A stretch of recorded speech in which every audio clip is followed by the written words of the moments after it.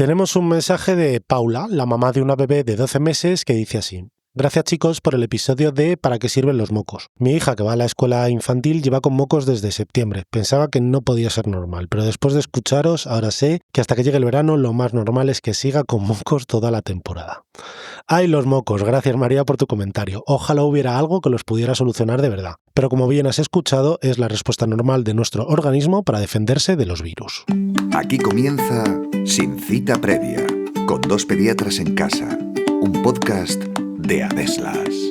Hola a todos y bienvenidos a un nuevo episodio de Sin Cita Previa, el podcast de Adesla, que estos dos pediatras presentamos todas las semanas. Yo, que seguro que me conocéis, soy Gonzalo, y conmigo está mi inseparable compañera Elena. ¿Qué tal todo? Hola Gonzalo y queridos oyentes, aquí una semana más para acercar a nuestros seguidores esta información útil para que afronten con más seguridad las enfermedades de sus hijos. Hoy tenemos por delante un episodio interesantísimo. Vamos a hablar de la sinusitis en la infancia, una enfermedad que resulta a veces muy difícil de diagnosticar, pero que sabemos que es bastante más frecuente de lo que creemos a veces. Pues sí, porque es verdad que la sinusitis al principio de los síntomas es indistinguible de un catarro y además como es menos frecuente en pediatría, pues para nosotros es realmente un reto poder diferenciar una cosa u otra, sobre todo al principio.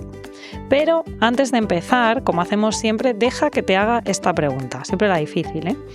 ¿Pueden los niños por debajo del año de edad tener una sinusitis? A ver, como luego veremos, la sinusitis es la inflamación de los senos paranasales y es verdad que al nacimiento no todos están formados. Sin embargo, sí que hay un par de ellos que están presentes en los recién nacidos, lo que hace que sea posible que ya desde el nacimiento pues se pueda tener una sinusitis. Eso sí, es una enfermedad rara en niños muy pequeños, sobre todo si lo comparamos con la población adulta. Bueno, pues como siempre nos gusta empezar, hay que entender qué es exactamente esto de los senos paranasales, ¿no? Que son unos huecos que están dentro del cráneo y es importante que los entendáis para que sepáis realmente si es posible o no que niños tan pequeños tengan sinusitis de un lado y otro.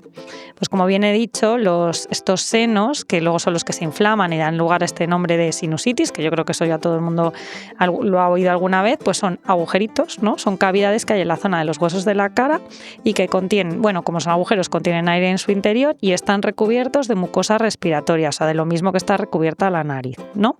Uh-huh. Las funciones de estas son, por un lado, calentar el aire que respiramos y también valdría como parte de la defensa de todo, ¿no? Lo que luego va a llegar a los pulmones, pues toda la polución o los cuerpos extraños pueden quedarse ahí para defendernos y como tiene este aire que entra y sale, pues evidentemente tiene que estar comunicado por las fosas nasales por un agujerito que es la entrada, que se llama ostium. Eso es. Ese nombre pues es para todos los agujeritos de todos los huesos, sobre todo estos son los cráneo. Ostium de los senos paranasales que drenan a la zona de los cornetes, que son las paredes laterales de las fosas nasales, ¿no? Y antiguamente se decía que los niños pequeños no pueden tener sinusitis porque los senos no estaban formados al nacimiento, pero esto es una verdad a medias, ¿no? Decíamos en la pregunta esa que me has hecho que hay algunos que sí que están formados. Tengo que reconocerte que me he tenido que volver a mirar la anatomía de los senos paranasales. ¿Y cuándo se ventilan? Y ya no solo eso, sino los nombres, porque sí, al final da un poco igual poner un nombre, poner otro, ¿sabes que uno está en la frente, otro está, pero bueno, vamos a decirlo para que también los estudiantes que nos escuchan, que sabemos que son muchos, pues lo tengan presentes, ¿no? Al nacimiento, los senos esfenoidales y etmoidales están formados, ¿vale? Estos están más a la altura de la nariz, ¿no? Sí, y hacia atrás, como hacia la órbita, ¿vale? De hecho, seguramente estos sean los que no conocen los papás que nos escuchan o las mamás que nos escuchan, los médicos, pues por lo menos nos suenan, ¿no? Pero sí que es verdad que estos ya están formados en el sentido de que ya están neumatizados, es decir, que contienen aire, se ha formado esa cavidad. Y si hiciésemos una radiografía los veríamos. Los deberíamos ver, eso es. Sin embargo, los senos maxilares y los frontales, que estos son los que conoce más o menos todo el mundo. Justo por encima de la mandíbula. Claro, ese es el maxilar, de las cejas, ¿no? Como un poco como entre el pómulo y la nariz, ¿no? Más o menos, por encima de los labios antes de llegar a la órbita, esos son los maxilares, y luego los frontales pues están en el centro, ¿no? Por encima del entrecejo, ¿no? Y estos sí que es verdad que son muy, muy, muy, muy rudimentarios al nacimiento, pero ganan importancia a medida que crece el macizo facial, ¿no? Hacia los 5 o 6 años estos están pues completamente, empiezan a neumatizarse más y están completamente formados en la adolescencia, ¿no? Que sí que veremos que la sinusitis quizás es más frecuente en los adolescentes o tendiendo a la adolescencia precisamente por esto, porque ya hay más hueco, ya han crecido esos senos paranasales, ¿no? Y tiene una característica que no tienen bacterias en su interior, a diferencia de las fosas nasales, que ahí vive de todo, ¿no? Como igual en el intestino tenemos nuestra microbiota de la nariz, en principio en las fosas nasales entra aire, pero no entra nada más. Eso es, si cogiéramos un cultivo de fosa nasal de niño sano, no me refiero a uno con catarro, o sea, cogiéramos un frotis y lo cultiváramos, seguramente el microbiólogo nos diría flora bacteriana habitual, ¿no? De lo que tenemos habitualmente. Pero si hiciéramos un frotis de un seno paranasal, que es una cosa que no se hace habitualmente, debería salir estéril, ¿vale? Para que esto es una cosa importante respecto luego a la sinusitis. Pero, ¿y entonces qué pasa en una sinusitis? Es una itis, con lo cual es una inflamación. Y si estamos hablando de los senos, pues al final es una inflamación de los senos paranasales, ¿no? Y como suele ocurrir en el contexto de una infección respiratoria de vías altas, pues no solo está inflamado el seno, sino también el tejido mucoso de la nariz, que es la rinosinusitis. Claro, de hecho ese término es mucho más correcto, no existe una sinusitis sin rinitis, por decirlo de alguna manera, con lo cual el término debería ser una rinosinusitis. Muy bien, pues ahora ya dicho esto, entonces en las rinosinusitis, ¿qué pasa? Claro, hay que entender, al final, como están comunicados, hay que entender que la mucosa nasal y los senos paranasales son un continuo, ¿no? No es que una cosa esté claramente diferenciada a otra. A ver, está diferenciada anatómicamente, pero comunicada por un agujerito. Comunicada por un ostión. ¿Qué pasa? Que cuando tenemos una inflamación, ya sea más aguda o menos aguda, o más recurrente o más crónica de la mucosa nasal, esto hace que los senos paranasales pues también se puedan inflamar.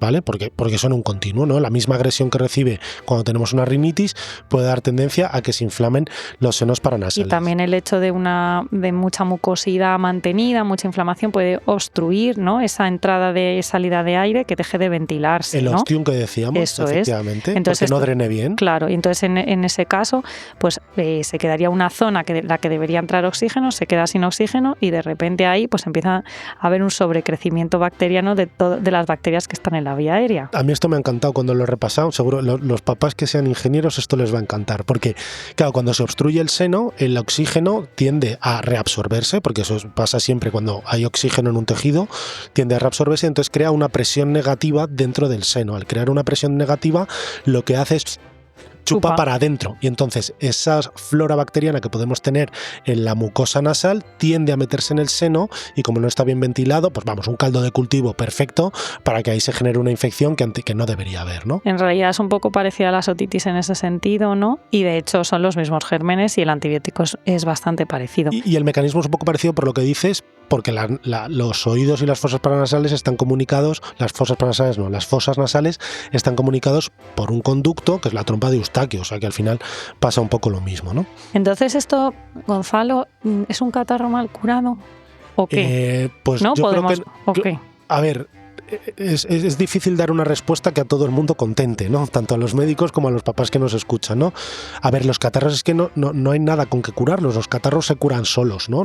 Son infecciones por virus que tienen unos síntomas que acaba nuestro cuerpo venciéndolo y desaparecen. Sí es verdad que las rinosinusitis aparecen en el contexto de un cuadro catarral previo, como pasa también con las otitis, pero claro, es que los catarros no están mal curados. A ver, al final es un lenguaje muy coloquial, ¿no? Que te lo puede decir algún padre en la consulta y dice, yo es que creo que se le ha curado mal el catarro. Pero es una predisposición tener un catarro para tener una rinosinusitis. Eso creo que ha quedado claro. Bueno, ¿y cuáles son los síntomas? Vamos a ir avanzando un poquito. Bueno, pues la verdad que al principio, casi indistinguibles de un catarro de vías altas. ¿Por qué? Porque cursa con obstrucción nasal y mocos, ¿no? Sensación de taponamiento.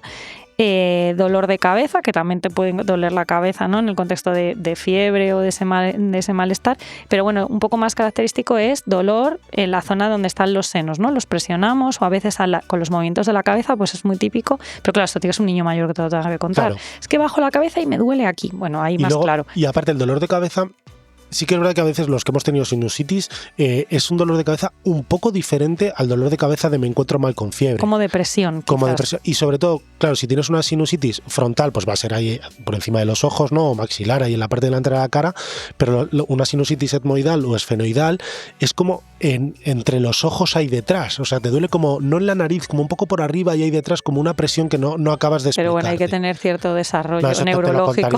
Te lo contaría obviamente un adulto o un adolescente. Al final, si es un niño pequeño que no va a verbalizar tanto las cosas, pues puedes ver mucha más irritabilidad o esa obstrucción nasal que no termina de solucionarse, pues ese tipo de síntomas. Y luego, bueno, pues como todas las infecciones por cierto malestar y fiebre, que no es muy frecuente, pero también puede estar presente. Pues vamos con el pediconsejo, Elena, y vemos después cómo lo diferenciamos de un catarro, ¿vale? Vale. Ahora vamos con el pediconsejo. Los niños pequeños por debajo de los 4 o 5 años no saben sonarse los mocos. No dudes en realizar un lavado nasal en caso de que le notes la nariz taponada. Si te gusta nuestro contenido, suscríbete a Sin Cita Previa en cualquier plataforma de podcast. Déjanos un comentario y visítanos en el espacio de salud y bienestar de Adeslas para disfrutar de los mejores contenidos de salud creados por nuestros expertos sanitarios.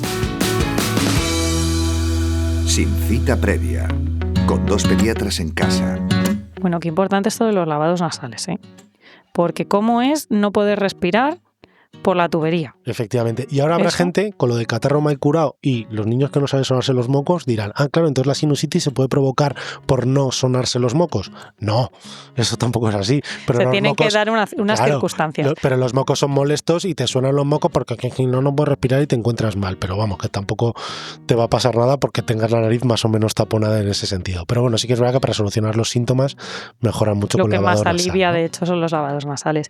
Pero bueno, vamos a explicar un poco, ya lo hemos dicho antes del pediconsejo, pero vamos a dar un poco datos más concretos que permitan a los padres diferenciar entre un catarro y una sinusitis, ¿no? Que es un motivo. El catarro pues ya lo sabéis, pero la sinusitis pues bueno, puede ser tiene un cuadro un poco más tórpido o más prolongado y está bien que nos escuchéis porque si este es vuestro caso, pues deberíais ir al pediatra a comentar. Claro, esta parte está dirigida para que no todos los niños con mocos y dolor de cabeza y a lo mejor fiebre vayan entrando a la consulta diciendo a ver si va a tener una sinusitis. Alguno habrá, pero no, lo más probable es que sea un catarro, poco habitual en la ¿no? infancia, volvemos a decir. Claro, a ver, la evolución de un catarro suele ser a mejoría siempre. Bueno, siempre no, los primeros días, pero luego a mejoría, cosa que en una sinusitis no suele ocurrir así. Con lo cual esa es un poco la primera diferencia. Pero en el caso de un catarro puede haber o no fiebre y esta suele ser de corta evolución, ¿no? 24-48 horas. Los mocos inicialmente en un catarro, esto lo hemos hablado mucho con lo del el ciclo del moco, ¿no? Pues primero son más líquidos y transparentes, luego se ponen amarillos, más espesos, luego incluso verdes y al cabo de unos días vuelven a desaparecer o vuelven a estar líquidos porque se ha solucionado ese catarro y el niño se coge el siguiente, ¿no? Suele haber, lo que hemos dicho, con el ciclo del moco, la mejoría de los síntomas suele ser clara a partir de los 5 días y poco a poco van mejorando hasta desaparecer, salvo que encadenen uno con otro, que esto lo vamos a ver mucho en niños, sobre todo por debajo de los 4 o 5 años. Pero veríamos el ciclo del moco, ¿no? El moco más espeso que de repente otra vez vuelve a ser más transparente, más líquido y más abundante. Claro. En el caso de la sinusitis, fiebre podría haber, también podría haber al principio o algún pico puntual, pero no es tan habitual y lo que sí que es claro es como que este proceso de rinorrea, de mocos espesos, esa sensación de malestar, pues no mejora. Pasan 6-7 días y seguimos igual e incluso empeora la sensación de presión y de cefalea. Y como es, claro, para que pase todo este tiempo, pues más o menos para el diagnóstico, claro, suelen pasar entre 7 y 10 días. Eso es.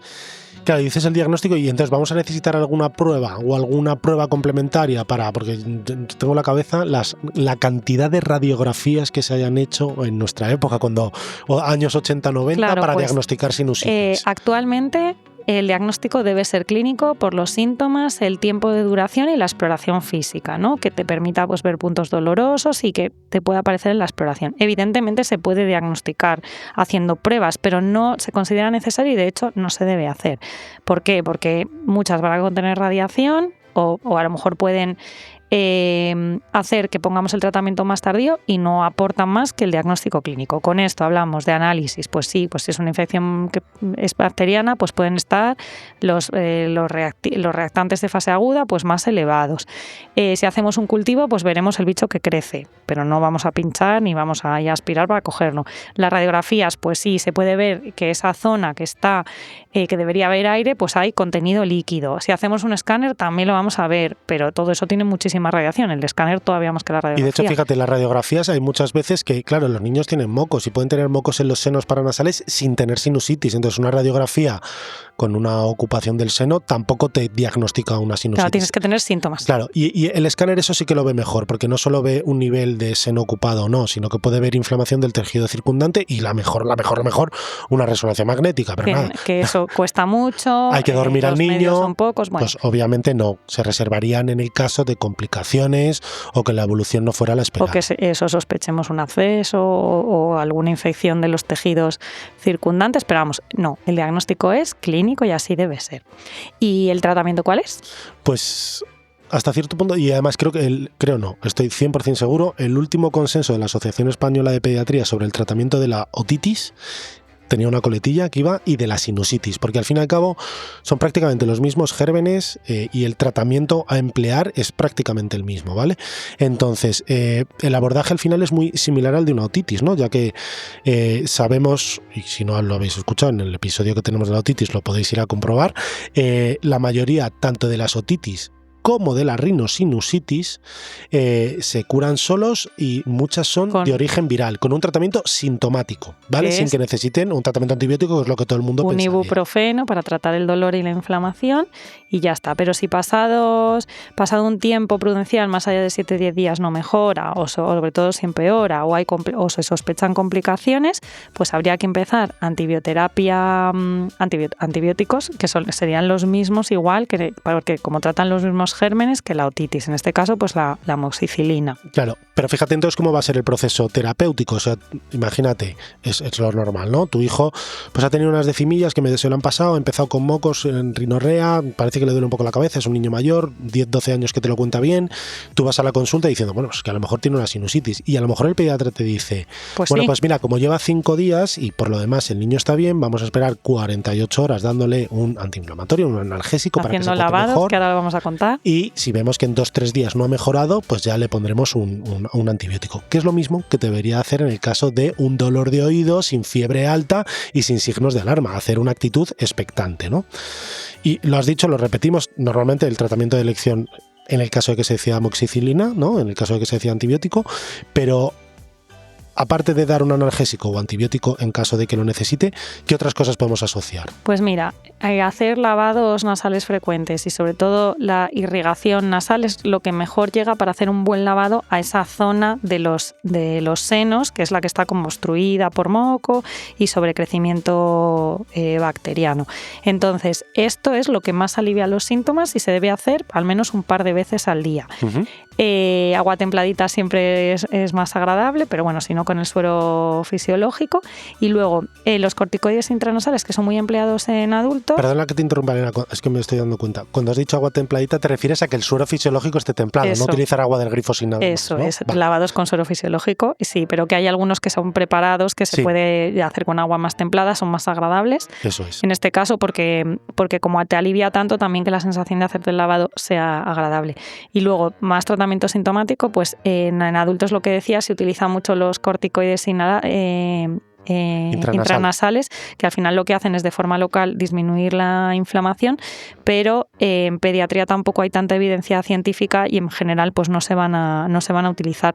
Lo mismo que los antihistamínicos que podrían también mejorar la rinorrea y la inflamación, pero solo en el caso de que tenga un componente alérgico, y como estamos viendo esto ocurre en el seno de infecciones y tampoco tendría papel, y además incluso podría empeorar porque espesaría más el moco y todavía lo haría ahí más sintomático. Esto también para los estudiantes que nos escucháis, los antihistamínicos en el caso de un catarro empeoran los mocos porque los hacen más espesos, y esto es debido al efecto anticolinérgico que tienen. Esto es como un poco excesivo para los padres, pero claro, no mandemos antihistamínicos para un catarro, que es que incluso los mocos pueden ir peor. Otra cosa es que tengamos esa rinorrea pues en primavera con el niño con congestión, pues sí, obviamente un antihistamínico va a mejorar la causa de por qué ese niño tiene rinorrea. Y el resto de anticatarrales y anticongestivos no tienen evidencia científica en pediatría y no se van a recomendar. Y ahora, unos consejitos. Toma nota. Que no te olvides. La sinusitis suele aparecer en el contexto de una infección viral previa. Sin embargo, la gran mayoría se curan solas sin precisar tratamiento antibiótico. Los síntomas de una sinusitis son muy parecidos a los de un catarro común. La gran diferencia es que al cabo de unos días las sinusitis no mejoran, mientras que los catarros suelen solucionarse antes de una semana. En el caso de síntomas graves al inicio del cuadro clínico, o si los síntomas persisten tras un periodo de observación razonable, inflamable, suele ser necesario iniciar un antibiótico vía oral como la amoxicilina.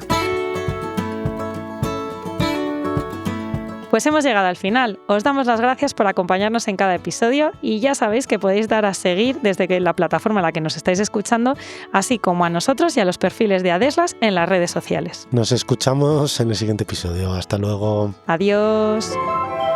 En el siguiente episodio vamos a hablar de la miopía y la hipermetropía en la infancia y cómo detectarlas.